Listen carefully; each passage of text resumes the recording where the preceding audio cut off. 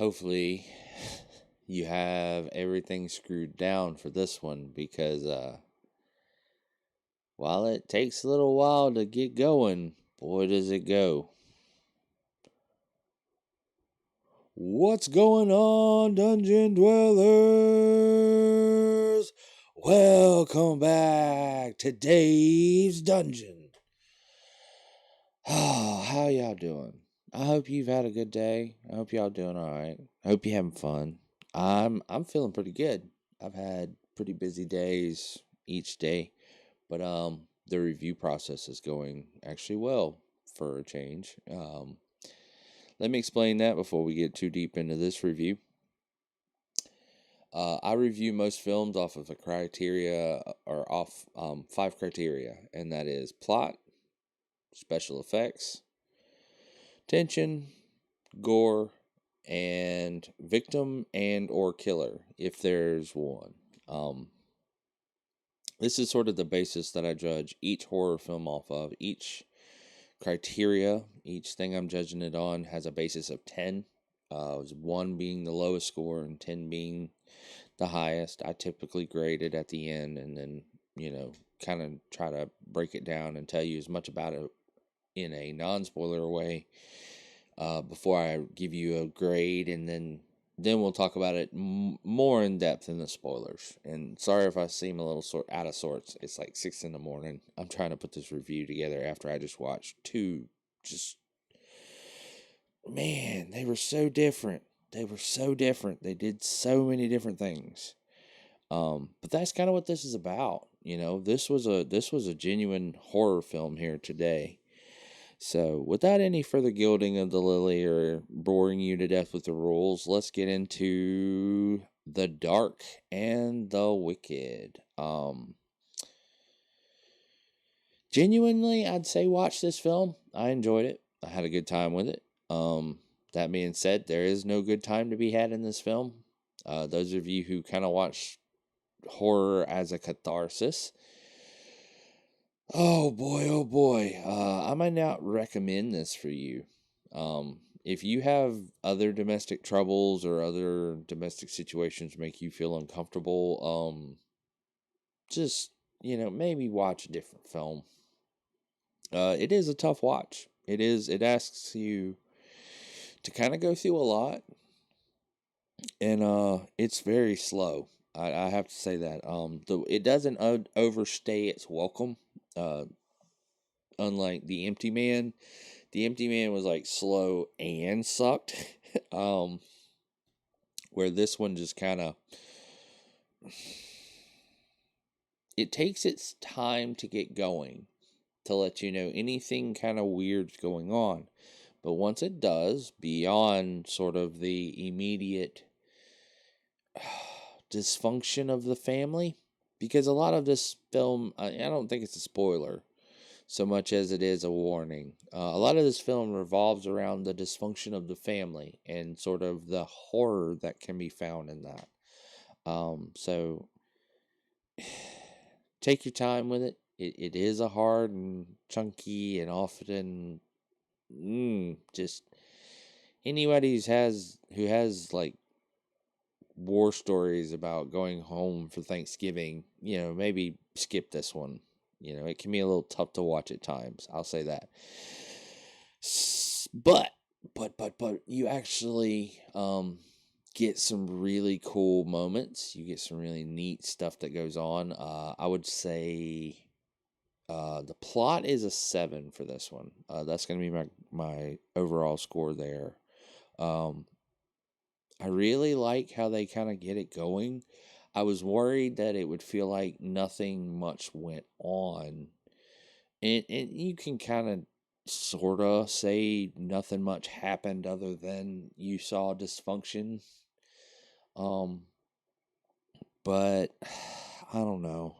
I feel like it did a good job with sort of a pastoral domestic horror in a way that didn't make me, want to fall asleep. I mean, I was watching it at like 2 in the morning, so oh boy. But yeah, no, I think it's not bad. It's not bad, and I'll give it a 7 for that. Some of the parts where it breaks down, it is awful slow. And it is kind of like slow to kind of get into it.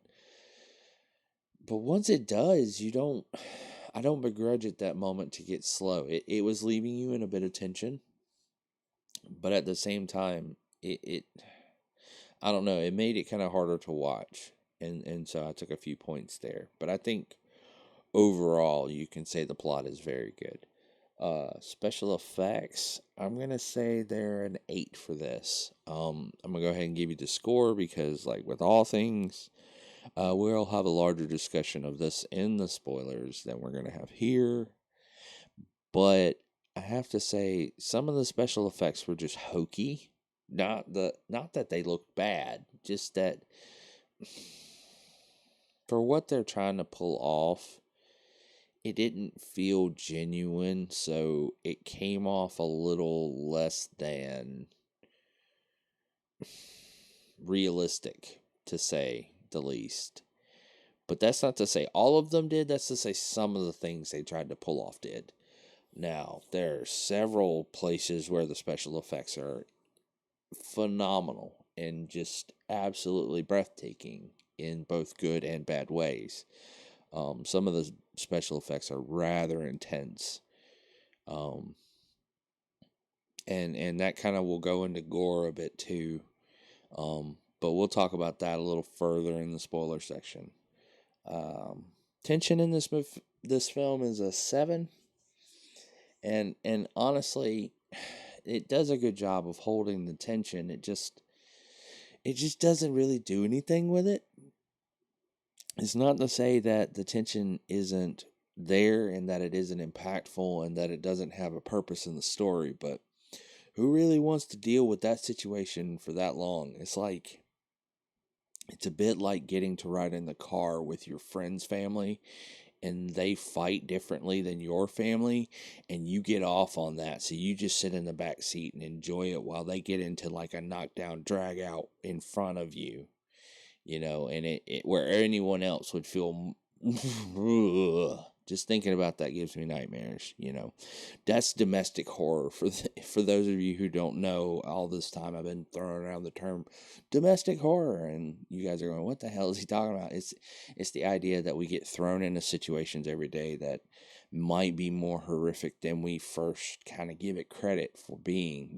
These ideas that we can get into sort of a violent fray or a fracas, domestically, whereas, it's not war. It's not, I don't want to necessarily plug one type of violence over another, but it's a way of describing how we as nuclear families go through things that are normal and commonplace in other parts of society, but not in the domesticality of what we think about.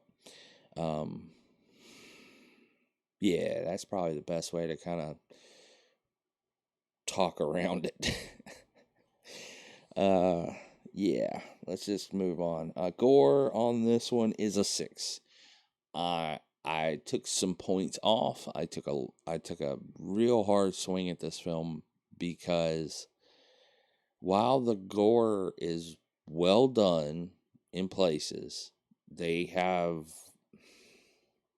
commit the cardinal sin. They do it again of just doing it in places just to do it. And I swear to you, they need to stop. If you're going to have a violent scene, have a violent scene.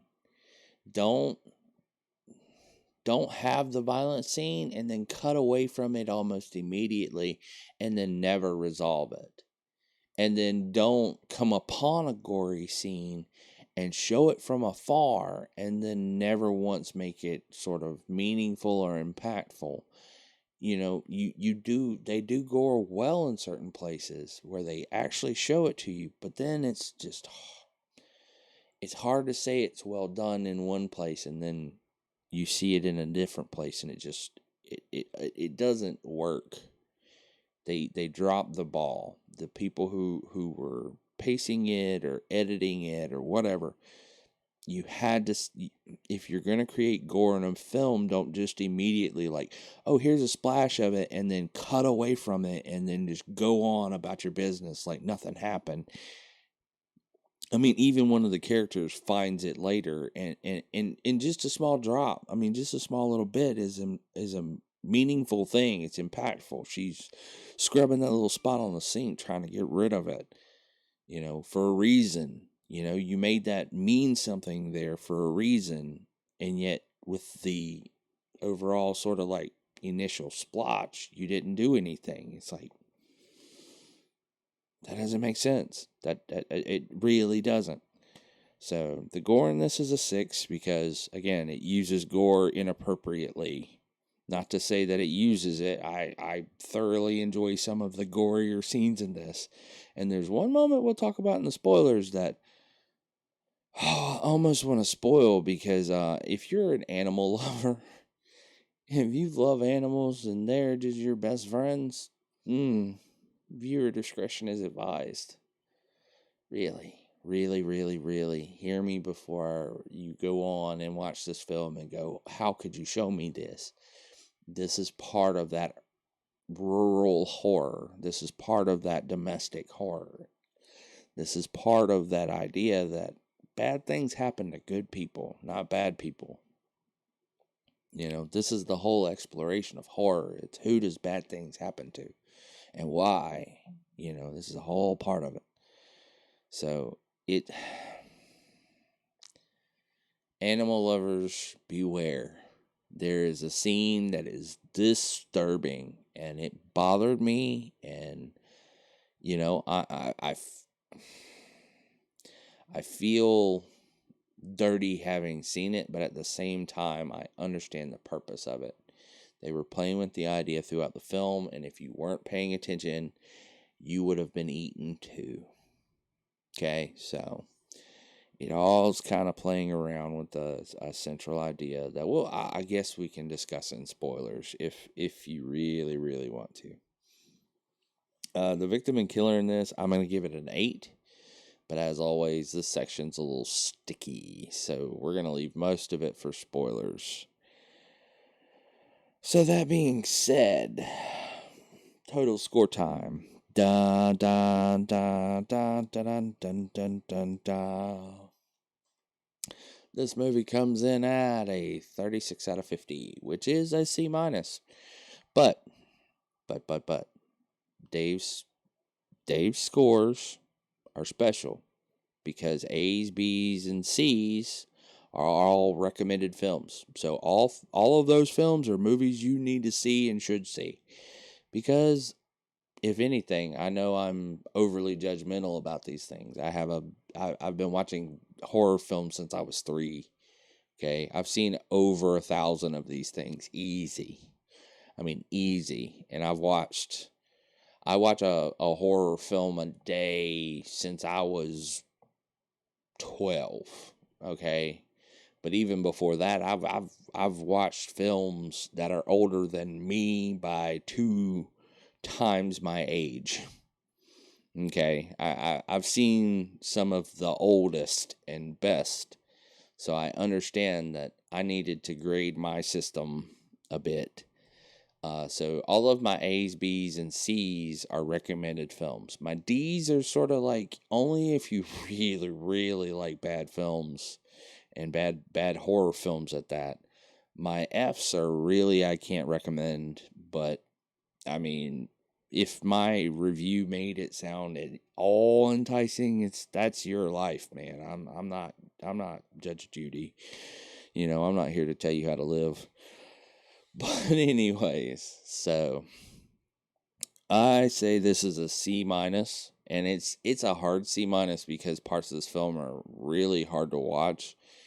And for the payoff of the film, it really doesn't sell me on the idea that this is what horror should be doing. So, for all of its problems and all of those reasons, I'm going to say this it's still a good film. It's still a phenomenal horror film. It's just the trouble with horror is what's scary to one person and what's impactful to one person may or may not work for another.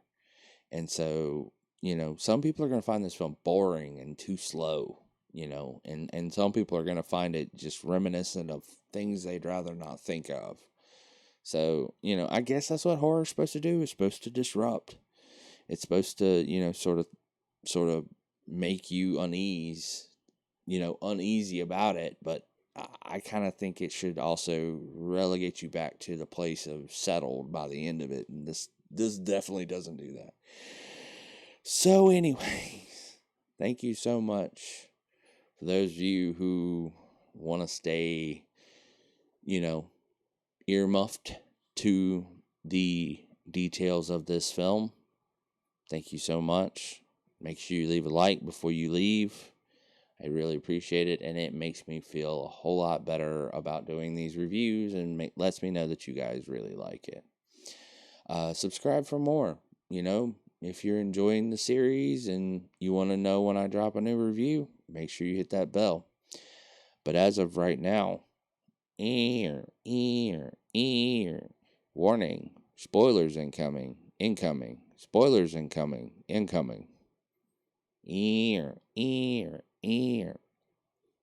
flee for your lives. So anyways, let's talk about this film for real. I have never seen a film with a built-in sort of harbinger before. And this is something I've never talked with y'all about. And I'm pretty sure nobody really wants to know about it. Harbinger is an idea in a horror film of somebody who comes along and tells you, hey, don't do this. Hey, maybe this is a bad idea. Maybe we all should, not do this part. Don't come this way. Go home. Flee for your lives. Abandon all hope, ye who enter here. That's the idea of a harbinger, an omen of your doom, something that warns you before you do what's wrong. And this movie actually does that. I mean, and in a way that we all would have been gotten by because of who's giving it. The mother giving this harbinging, it just sounds like harping. It just sounds like, a parent worrying over kids, albeit in a non sort of nurturing way, but I mean, what's the real, who hasn't been on the receiving end or on the giving end of, well, you never listened to me.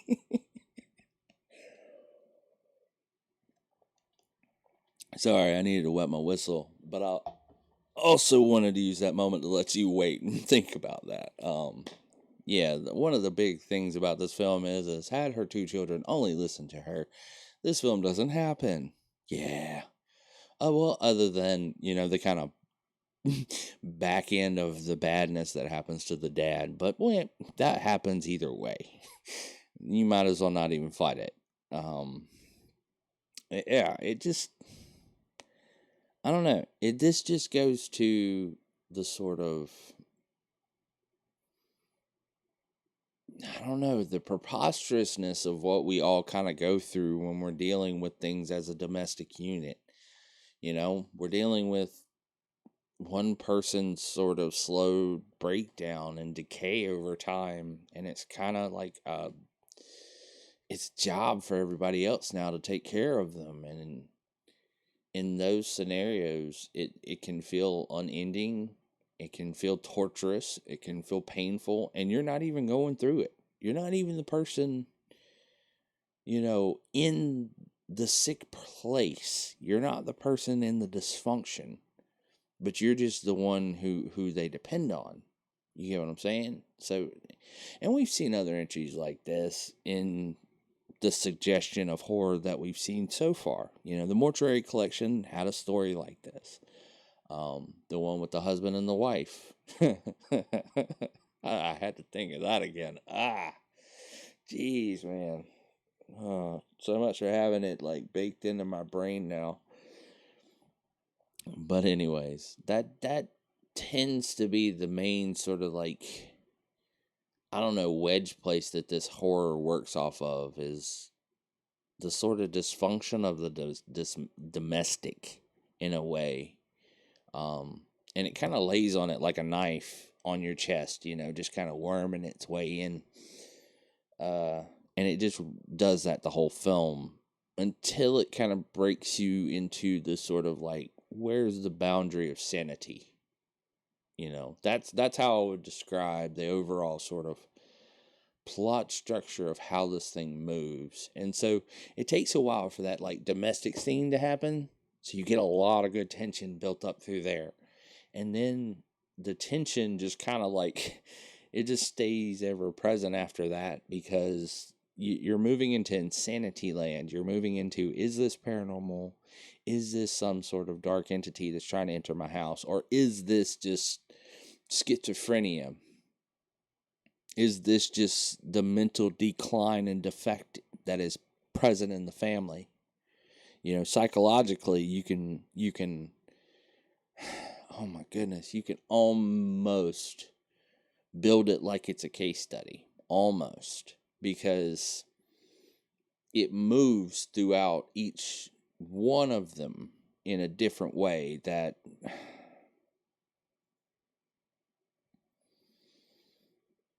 I don't want to say it's like a mass psychosis, but it is.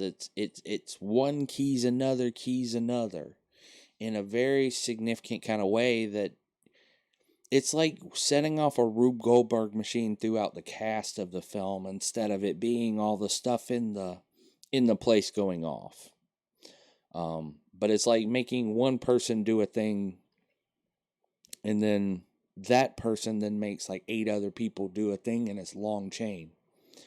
So that's where I'm kind of thinking about how this film works given its place in horror. And I don't mind it. It's better than those films that say like the ending is what matters. I had to watch this film and go, kind of, I had to wonder after it for a little bit. Sorry about that. I had to wonder after it for a little bit. I was like, what is it doing? What does it want me to be afraid of? Because I thought it was maybe building to a possession style film, or like a demonic invader, spirit invader, possession style film. But those can be as varied as any other film. But it really isn't building to that. To say that there's something in the house by the end of the film is, I don't know. This could just as easily be a mental health PSA as it is a paranormal film about a evil invader. So you watch this film and you tell me. Do it down in the comments below. You tell me, you think this is all in their heads and that this is just some messed up family? Or do you really think that this is some sort of thing that comes in the house and messes with them all? Because it even messes with people. I don't know. I think mental health in an area tends to be pretty low when you have, I don't want to make generalizations, but it's tendencies and trends, man. It's tendencies and trends. Mental health tends to suffer in an area, not just in one house. You get what I'm saying? When you have an area that has problems, you're usually going to see it more. And this feels like that. This feels like, for all the sort of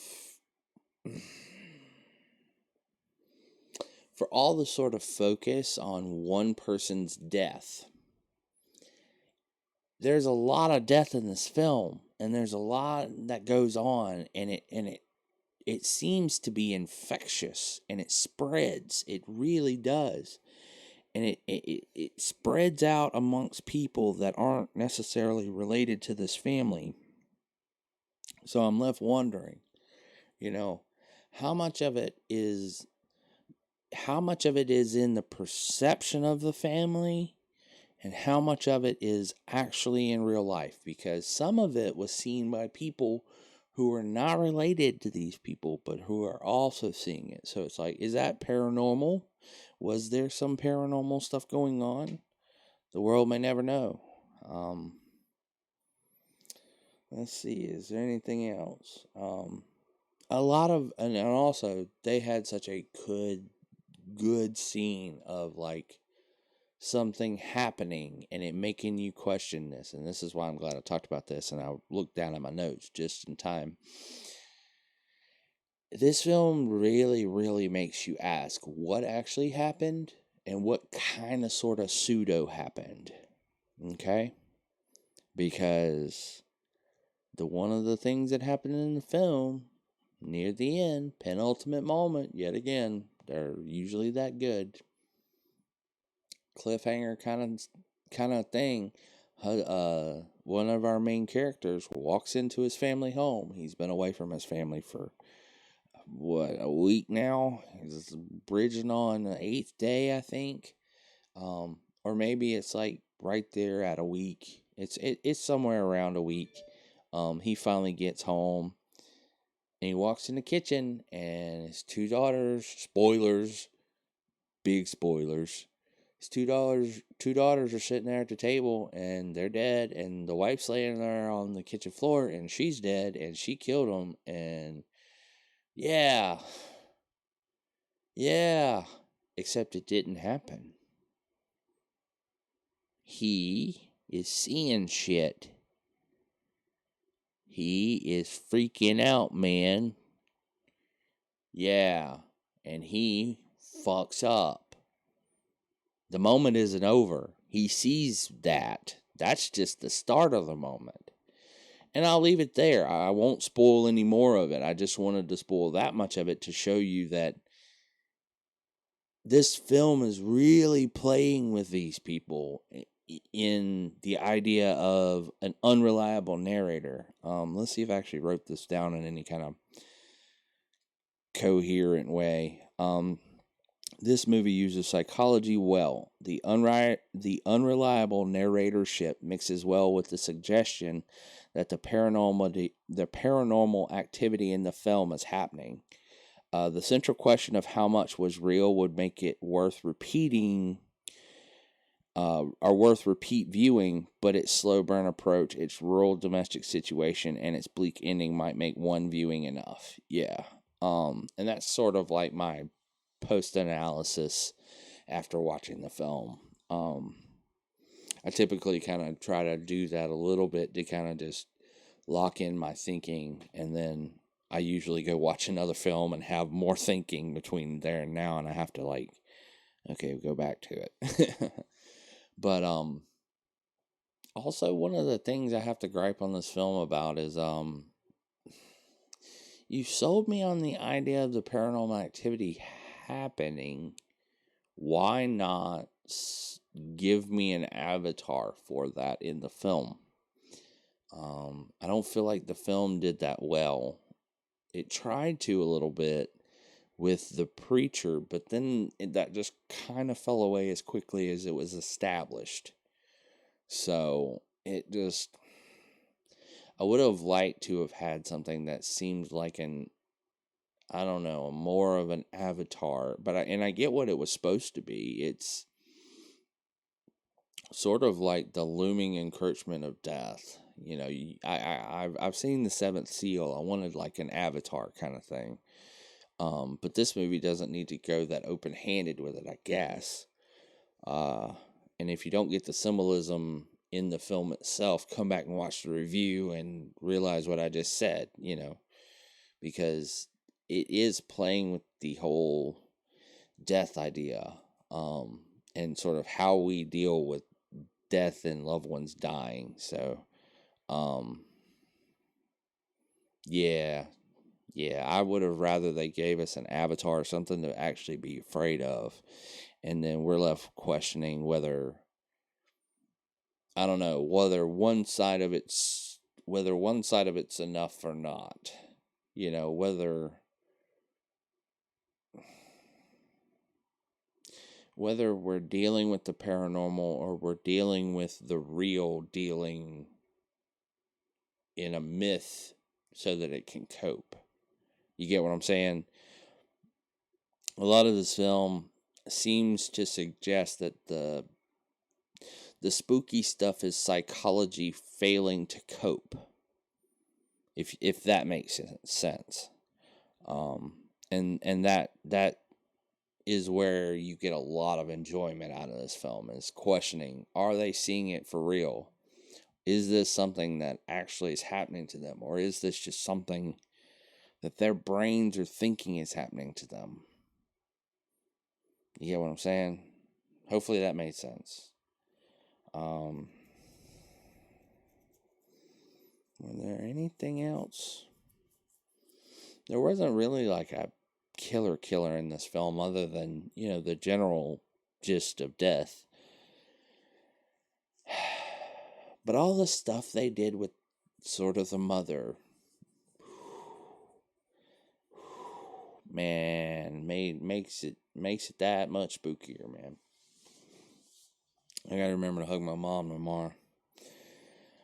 But anyways, I think that's gonna do it for this review. Thank you so much for watching this. If you enjoyed it, make sure you leave a like.